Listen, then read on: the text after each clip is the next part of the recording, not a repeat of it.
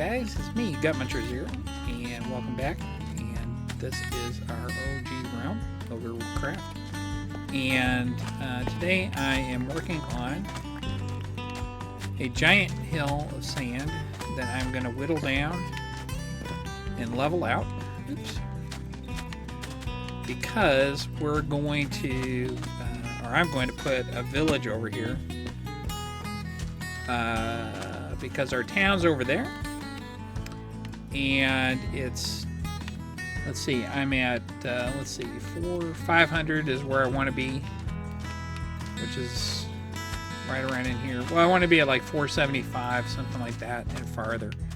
Because the pillagers can spawn within 200 blocks. But they can spawn up to they can spawn up to 200 blocks away from the village. And what's happening is the old Aryan farm counts as a village. And even though it's not working anymore right now, we're going to fix it so that it does work on the new, village and pillage update. Which I love, by the way. I think it's terrific. But the only problem is, so they're spawning in our town, even though despite the light level, which I didn't really think about, but of course they do spawn in daylight, so the light level wouldn't matter. And I don't want to keep making iron golems when right now we don't have a steady stream of iron coming in. So we're going to move the village. We're going to move it out here. It'll be an AFK iron farm. And frankly, when I get on Xbox, if I'm playing some other game or something, I can log in on Windows 10 on my computer and have my guys stand out here in the desert and get iron. And occasionally it's also where we're going to do trading and whatnot. So anyway, we got to do that, but so I'm just getting started on that. But I waited a week because a friend of mine posted a video on how to do a multi-furnace, and I had just done one like the week before, and I was going to do a video, and then I was like, I'll wait a week, and then that way, out of courtesy, let him get his views, and I'll get a few views, and we'll all be happy. So let me show you my multi-furnace. I don't know if I updated you guys. I don't think I did, but I did finish the wall around town. It's even up there on the mountain. And I think it turned out pretty nice. I think it looks real good. Goes all the way from that end of town, all the way up to the mountain, around the top of the mountain, and down on the other side. I'm going to have to replace these. We switched over to hard mode the other day. So I'm going to have to replace these with iron doors and appropriate redstone, which is easily done. And oh my gosh, here, what have we got? What have we got? Have something good, please. I'm hoping they'll have berries. What is that?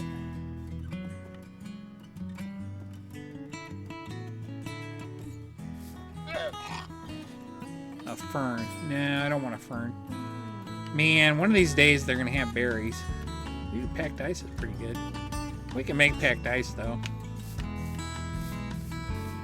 Well, thanks for coming, dude. I sure appreciate your coming through here, and I hope you won't mind the fact that I'm not buying anything from you today, but, maybe next time. Well, those guys show up quite a lot. I am really happy about that. That is one feature I love. Okay, guys, and so this is our iron farm. It's dead, unfortunately. It's no longer creating any iron for us. But these villagers have got to go out of town because I don't like it. We've already had one raid start up inside of town where the stuff spawned. The pillagers spawned right in here with witches and everything else. And so I want to move all these guys out to the desert. And look what I did. I fell in. But we'll figure it out. It's not hard to move them, but I've got to build a place for them, you know what I mean? Oh, look, the sun's coming up again. And we've got a farmer here. Hello, farmer. So he's actually a decent farmer. Check that out. And I guess somebody had already traded with him. So that'll be good. And these nitwits here, these are... Oh, those are clerics. Oh, nice. That was a cleric anyway. There are some nitwits running around in there too, but apparently you can reset them just by giving them a workbench. So that'll be good. But I want to show you, so down here I made a multi-furnace. Oops. There we go. And it's down here past the other farms. So we've got the Chorus Farm, the Nether Ward Farm. And so this is my version of the multi-furnace, the fabulous, ever popular multi-furnace. I run mine off of kelp blocks. You can, if you switch that on, that locks all these so that the hoppers underneath don't take the materials out, and you can get the XP. These are regular furnaces, and I got this done a couple weeks ago, but then we had visitors in town, so I didn't get around to making a video and everything. And but now that the new update's out, I've learned about the been playing around with the blast furnace. I didn't learn about them, but I've actually been playing around with the blast furnace and the smoker. So what I'm going to do is, based on video by, after watching a video by my friend Conniption Fit, what I'm going to do is I'm going to go ahead and I'm going to turn this into a U shape and put it all within one single chunk. And then I'm going to have a separate one that's going to be within the same chunk. I'm going to have a separate one that's going to be just 8 furnaces. This is 8 on one side and 8 on the other. So I'm going to still use this because, you know, not everything you cook is ore, right? So all the solid blocks and other odds and ends that you cook have to go through furnaces.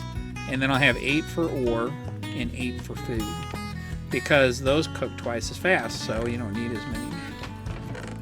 And the way mine works is pretty similar to all the rest that you've seen. I've got a trap chest here, so I can put items in here, and until I close it, nothing goes into the furnaces. But as soon as I close it, through the magic of Minecraft, there's 2 hoppers pointing in 2 different directions.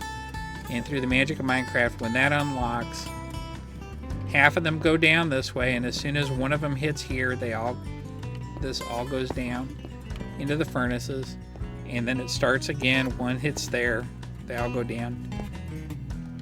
And so each furnace should get the same amount of items. But you do have to stay in this area, because if part of this unloads, then yeah, it won't work right. But the idea is to kind of spread it out evenly. See? Pretty good, huh? And that's a very common design you see in a lot of these multi-furnaces. What I did on the back, instead of doing as many hoppers on the back, I just use a hopper minecart. So that hopper minecart, this hopper here is completely full. And so it's putting out a full signal. But as soon as it uses up